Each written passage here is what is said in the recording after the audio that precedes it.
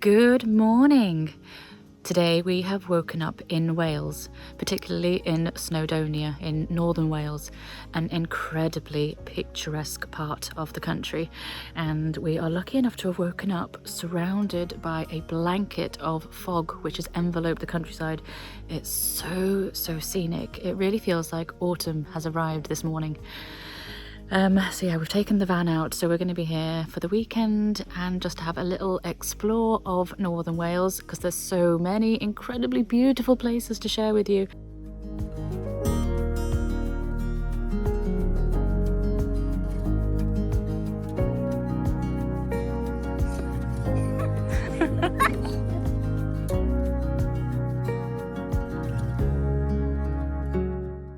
The building that houses the tea rooms was originally built as a residential dwelling in 1480. Its name is Hwnt I'r Bont, meaning beyond the bridge, although it's actually considerably older than the Indigo Jones Bridge that it stands beside. At one point it was used as a courthouse for the surrounding area, and from here the most serious offenders could have been taken to the nearby jail where they'd be hanged outside. Over the centuries, Hwnt I'r Bont has fallen into disrepair several times and has been rebuilt and restored through the generosity of the townsfolk. During the last century, it was acquired by the National Trust, who now care for it, and it has since been leased for the last 50 years.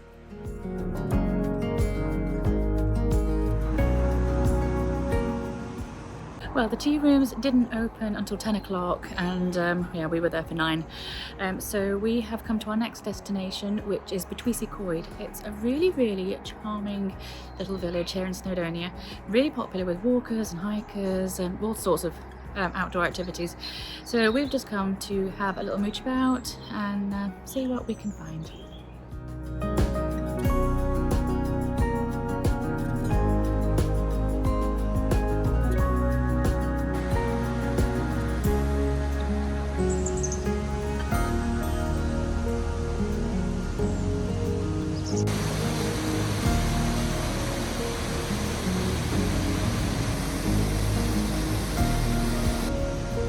Imagine living somewhere like this. How gorgeous!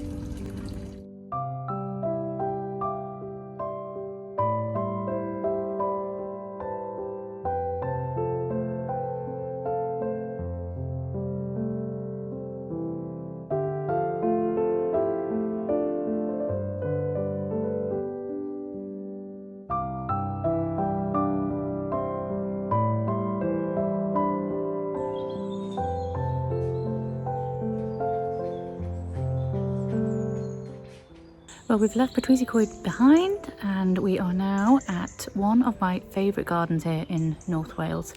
It's called Bodnant Gardens. It's a really lovely sort of Gothic style house surrounded by acres of land and really beautifully designed gardens. So I'm going to show you around the garden now.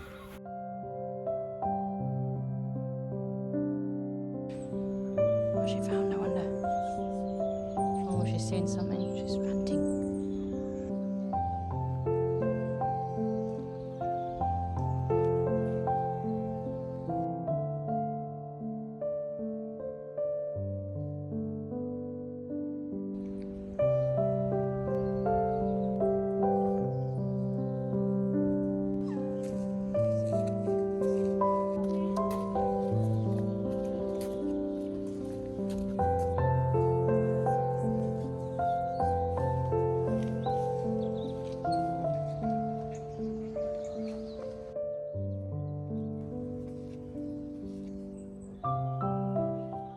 In summer, this garden is absolutely covered in roses, and I can't tell you how incredible the scent is. It's just an intoxicating perfume. I'll try and bring you back next June, but it's nice to see that there's still a good flush of roses even now in September. So to think what month it was then. September.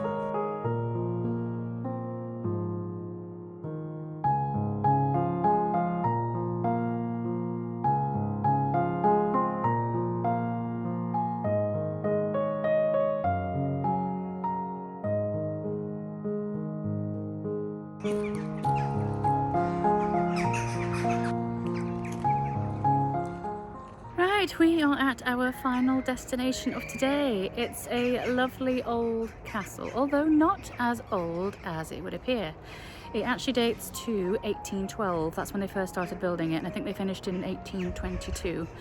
But on the site there was a much older house. But the gentleman who built this wanted to build a property that was in the style of an ancient medieval European castle, and in fact this is probably the earliest example of someone trying to recreate a medieval castle. So today it is just a bit of a shell, but I've come to show you around because it is really lovely, full of charm and character, and well worth a visit.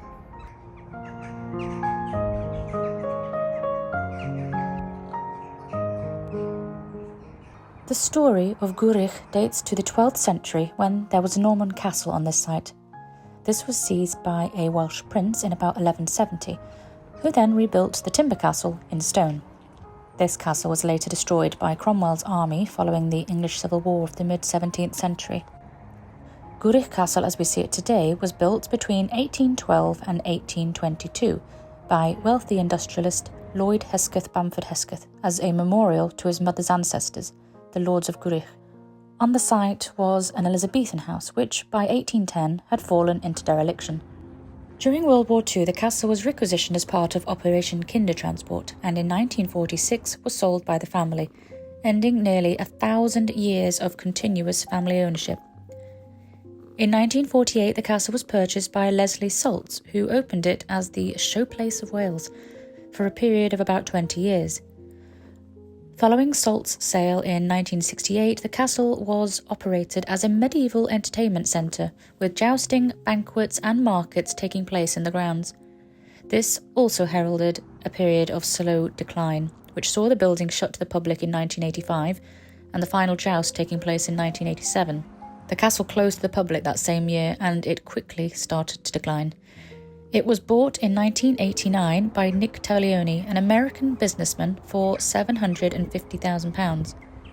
He planned to create a top-class opera house and adjoining luxury hotel. However, his plans to renovate the building were not carried out. Instead, the castle was asset stripped and vandalised to the point that its very future was uncertain. And unfortunately, in early 1998, Gwrych was extensively damaged following the collapse of ceilings and floors, and was later damaged by fire. Today, as you can see, this once magnificent house is little more than a shell. Well, that is it for today's episode. I really hope you've enjoyed it. If you have, please do subscribe as it helps our channel grow, and I will see you next Sunday. Lots of love.